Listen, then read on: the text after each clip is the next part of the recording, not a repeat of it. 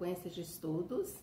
Nós vamos iniciar o estudo das cartas de Timóteo e Tito. E hoje nós vamos ter, então, como tema da nossa lição, a lição de número 1, Deus capacita. E nós vamos ter uma visão geral dessas cartas, né? Das cartas de Timóteo e de Tito. E nós vamos ver nessas cartas, né? Nessas lições que vamos ter pela frente, nessa sequência de estudo, nós vamos ter 3 personagens: Paulo, Timóteo e Tito. E é interessante, meus queridos, que aqui Paulo já está na reta final da vida dele, ele sente que ele não tem muito tempo mais, e aí ele tem uma preocupação muito grande em formar pessoas para continuar a obra dele, capacitar, ajudar. E aí ele tem uma atenção, um carinho muito especial por esses 2 jovens, né? Por essas 2 pessoas, no caso Timóteo e Tito. Então vamos começar então, né? E nós vamos ter, os nossos versículos estão em 2 Timóteo, capítulo 3, versículos 14 e 15. Quanto a você, permaneça naquilo que aprendeu e em que acredita firmemente, sabendo de quem o aprendeu e que, desde a infância, você conhece as sagradas letras, que podem torná-lo sábio para a salvação pela fé em Cristo Jesus. E essa carta, queridos, ela foi escrita, né, no ano 64 depois de Cristo, né? Paulo estava lá em Roma, naquela situação dele tão produtiva, né? Uma situação difícil, o período dele em Roma foi muito difícil, mas muito produtivo. E ele aproveitou bem esse período que ele esteve ali. E aí vamos ver algumas características desse jovem Timóteo, né? Dessa pessoa que estava no coração de Paulo, né? E aí Paulo chama de filho, né? Paulo refere-se a ele de uma forma muito carinhosa. Tinha um relacionamento muito próximo com ele. Ele fala assim, em 1 Coríntios 4,17, ele fala o seguinte: meu filho amado e fiel no Senhor, né? É interessante como a gente fica imaginando Paulo, né? Com todas aquelas características dele, né? Tendo uma relação próxima com essa pessoa, né? E tão próxima, né? Porque na realidade eles tiveram um convívio de 15 anos. Ele trata essa pessoa, ele trata esse companheiro, né? Que depois ele torna-se um grande companheiro de Paulo. Ele fala, filho amado e fiel, né? E quando a gente observa a história de Timóteo, o pai dele era grego, e aqui a gente vê na vida de Timóteo a importância de 2 mulheres, a mãe e a avó, Lloyd e Eunice, né? E nesse versículo que a gente acabou de ler, a gente percebe isso, né? Paulo fala que ele recebeu ensinamento lá na infância dele. Ele já tinha sido tratado, ensinado, alimentado. Por quem? Por aquelas 2 mulheres. E ele era natural, né, de Listra, na Galácia, né? E Timóteo, ele participou de viagens missionárias, né? Esteve com Paulo, visitando, presenciando conflitos. Ele viu Paulo interferindo em situações, né? E Paulo, na realidade, estava preparando aquele jovem. E o que é mais interessante, né? Timóteo, além de ser companheiro, além de ter viajado com Paulo, ele esteve com aquele seu mestre no momento muito difícil da vida dele, que foi o momento da prisão, o momento do cárcere. Timóteo estava ali com ele. E quando Paulo escreve essas cartas, né, para Timóteo, na realidade, o que Paulo está fazendo aqui? Preparando, né, esses dois pastores, esses dois homens de Deus que continuariam a obra dele, né, Timóteo e Tito. E quando Paulo escreve as cartas para Timóteo, ele tem algumas preocupações. Por quê? Porque na realidade, Timóteo, ele tinha dificuldades pessoais, e Timóteo foi colocado numa região, numa igreja, na igreja de Éfeso, e era uma igreja de conflitos, de discórdias, era uma igreja instável, né? E Timóteo, aquele jovem pastor, foi colocado naquela região ali. Então Paulo, sabendo das características de Timóteo e da igreja, Paulo prepara, né? Paulo tem um cuidado quando ele escreve, né? Porque ele sabe o que aquele seu filho amado iria enfrentar. E Paulo, nas cartas para ele fala que era muito importante para Timóteo manter a verdade, independente do que ele passasse, independente dos conflitos, que era super importante para ele. A verdade sempre tem que prevalecer, né? Paulo vai falar aqui da importância da oração, né? E Paulo, principalmente nas cartas que ele escreve para Timóteo, ele fala da questão dos grupos, né? Que era uma igreja que tinha diferentes grupos. Então Paulo vai dar alguns toques, né? Paulo vai falar algumas maneiras, algumas formas de tratar aquela situação. E falando um pouco mais, né, dessa questão dessa carta e desse personagem, né? Paulo, depois que ele fica preso, né, daquele período ali em Roma, ele faz mais uma viagem, né? E nessa viagem, ele tinha então esse companheiro aí, né? Ele tinha sempre os seus companheiros, e na realidade Paulo tinha sempre essa preocupação das pessoas que estavam com ele, deles serem treinados, de treinar, né? De formar, de passar o que ele sabia para os seus seguidores. E Timóteo, né? Eu falei que ele tinha alguns complicadores, algumas dificuldades pessoais. Quais eram as dificuldades pessoais desse filho amado de Paulo? Primeiro, que ele era tímido, né? Paulo fala lá em 1 Timóteo 4,14, que ele tinha uma dificuldade no falar, né? Ele não era aquele homem impetuoso que chegava e que já pegava a palavra, não, ele tinha uma certa dificuldade, né? Paulo fala, Timóteo ainda tem uma outra questão, né? Além dele ser tímido, ele era jovem, né? E lidava com pessoas que tinham mais experiências, pessoas mais velhas do que ele. Aí vocês imaginam a dificuldade que ele passava, que ele enfrentava naquela igreja, nas comunidades? Um jovem chegando, um jovem tímido, né? E pessoas que já tinham uma caminhada, que já tinham, né, um conhecimento bíblico, um conhecimento da palavra, do Velho Testamento. Vocês imaginam com que desconfiança que eles olhavam para esse jovem? O que esse jovem está querendo? O que será que esse menino está querendo, né? O que devia passar na cabeça daquelas pessoas. E Timóteo ainda tinha um terceiro complicador, né? E ele tinha um problema de saúde, né? E aqui fala que na realidade esse problema era estomacal, era estômago. 1 Timóteo 5,23. E Paulo recomenda, né? Paulo fala assim, tome vinho.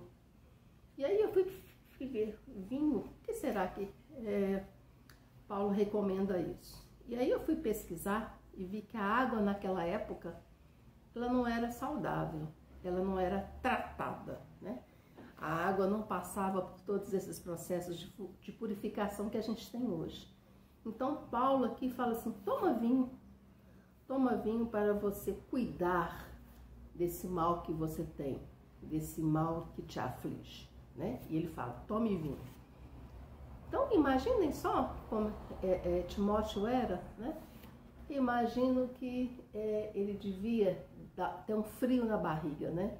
Ele sabendo do jeito dele, das características dele, de como ele era, e sabia o que ele tinha que passar, o que ele tinha que enfrentar, né?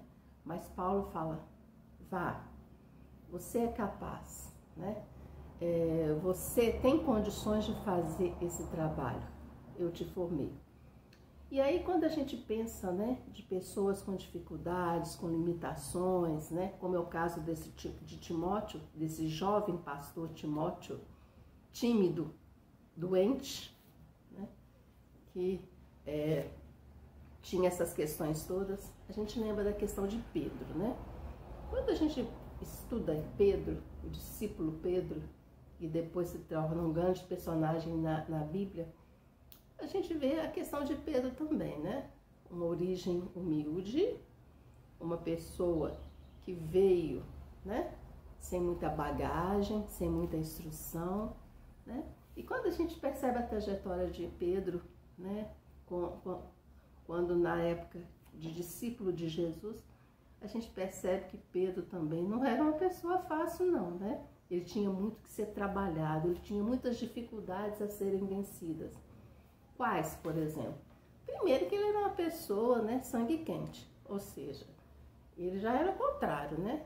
Falava o que podia, né? Às vezes falava até o que não devia, né? Em horas, em situações, em algumas situações, em outras ele já se omitia, né? Ele ficava escondido, ficava com medo, né? Ele tinha essa questão, né, dessas atitudes, né? Uma hora que estava lá em cima, outra hora estava aqui embaixo, né? Ele era essa pessoa extremamente instável, né? Mas estava ali sempre com Jesus, né? Apesar dessa instabilidade, apesar deles não saber muitas vezes lidar com conflitos, com as situações, e que às vezes querer fazer as coisas do jeito dele imitia, né, o grupo como um todo em situações complicadas, mas a gente vê que essa pessoa, esse Pedro depois, né, ele passa por todo aquele discipulado, ele passa por todo aquele aprendizado e ele torna-se um grande homem de Deus. Deus capacita, né? Deus literalmente ele capacita as pessoas, ele chama as pessoas, normalmente pessoas que têm as suas dificuldades, que têm os seus temores, que têm os seus medos, que passam por momentos de aflições, são essas pessoas que Deus está lhe chamando, né? E falando, eu tenho algo para você, eu tenho algo especial para você fazer, né? E é o que a gente observa então hoje com esses personagens, principalmente com esse personagem, né? Com Timóteo. Deus capacitando, Deus pegando aquele servo, aquele jovem, né? Com todas as limitações e colocando num chamado muito especial, numa igreja muito difícil, numa igreja com muitos conflitos, mas ele foi. Ele fez um trabalho, ele recebeu todo um apoio de Paulo, mas ele foi e ele fez, né? E é interessante quando a gente vê isso, né? Deus realmente capacita as pessoas, mas Deus também sempre coloca, né, nos caminhos, né? Nos caminhos das pessoas para ajudar, para dar uma palavra de apoio, para orar, para interceder, para aconselhar. Que é o que a gente observa aqui nessa lição, né? A questão do aconselhamento. Paulo aconselhando Timóteo. Paulo ajudando Timóteo naquela sua jornada difícil. E aí, meus queridos, nós vamos ler então Josué 1:9. E lá diz o seguinte: não fui eu que ordenei a você? Seja forte e corajoso. Não se apavore, nem desanime, pois o Senhor, o seu Deus, estará com você por onde andar. Esse é o nosso Deus. Esse é o nosso Deus que chama, que ordena, né? Que faz com que a pessoa saia da sua cidade, do seu lugar, da sua parentela e fala: vá, vá porque eu tenho algo para você. Muitas vezes esse chamado de Deus, né, assusta, amedronta, né? Faz com que a gente se sinta incapaz. Mas aí a gente lê de novo esse versículo.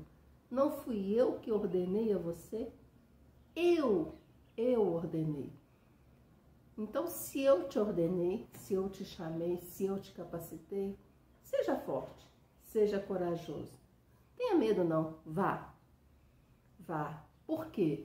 Porque eu estarei com você. E a gente vê isso na Bíblia o tempo todo, né? Deus falando: venha, não temas, eu estarei contigo. Eu estarei te ajudando, te capacitando. Queridos, eu estava estudando para essa lição e me veio um hino do cantor cristão, né? Que é o 344, que é aquele hino: Deus cuidará de ti. Eu vou ler esse hino e aí nós vamos pensar, né? Que esse Deus realmente, Ele cuida da gente. Aflito e triste coração, Deus cuidará de ti. Por ti opera a sua mão, que cuidará de ti. Deus cuidará de ti, em cada dia proverá.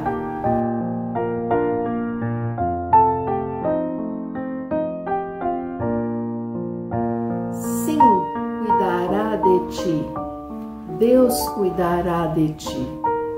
Na dor cruel, na provação, Deus cuidará de ti.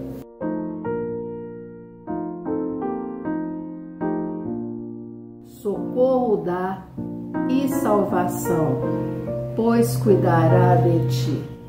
A tua fé Deus quer provar, mas cuidará de ti. O teu amor quer alimentar, quer aumentar e cuidará de ti. Nos teus tesouros tudo tens, Deus cuidará de ti.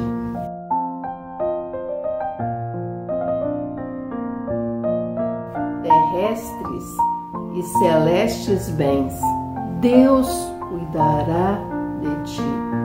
O que é mister te pode dar. Quem cuidará de ti? Nos braços seus te sustentar, pois cuidará de ti. Esse é o nosso Deus. É o Deus que cuida, né? É o Deus que provê, é o Deus que vai na frente, né? Está sempre à nossa frente, mostrando o caminho. Queridos, vamos para o nosso momento de intercessão, nosso momento de oração. E primeiro vamos agradecer a Deus. Vamos agradecer a Deus pela vida, porque estamos vivos. Até aqui nos ajudou o Senhor.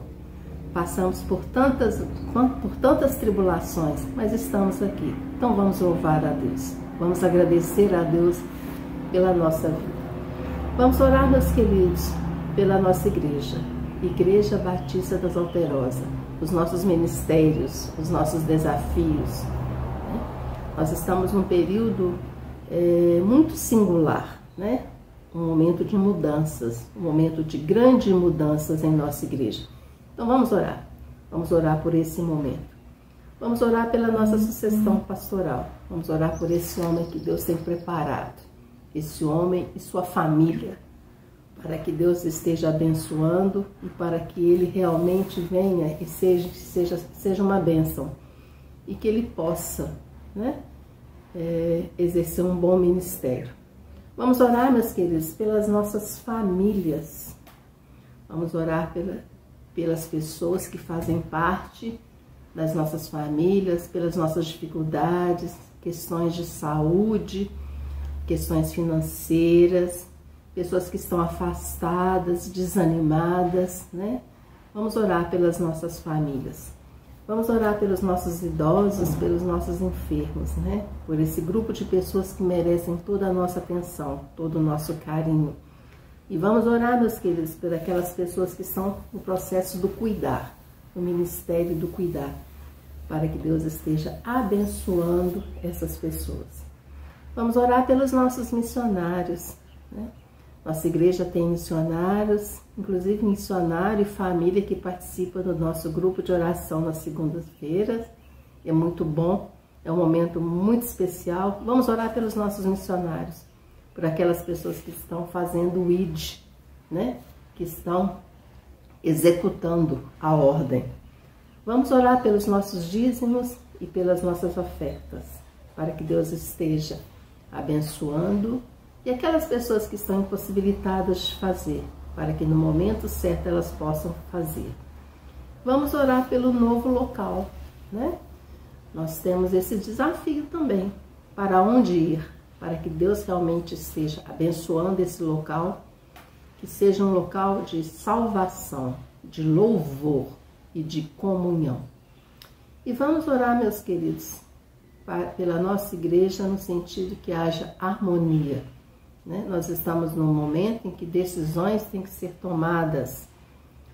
E muitas vezes essas decisões, né, elas podem gerar alguns conflitos. Vamos orar para que Deus esteja atuando em nosso meio nesse momento, para que haja harmonia, comunhão e para que principalmente em nosso meio, né, possa prevalecer a paz. Queridos, tenham todos uma boa semana, que Deus abençoe a cada um de vocês, né, as suas famílias, e principalmente que a gente possa começar essa sequência de estudos, né, nessas cartas aí de Timóteo e Tito, e que mais uma vez seja um momento de crescimento, né, crescimento, de busca, e que principalmente a gente possa colocar em prática tudo aquilo que lemos e aprendemos. Até breve.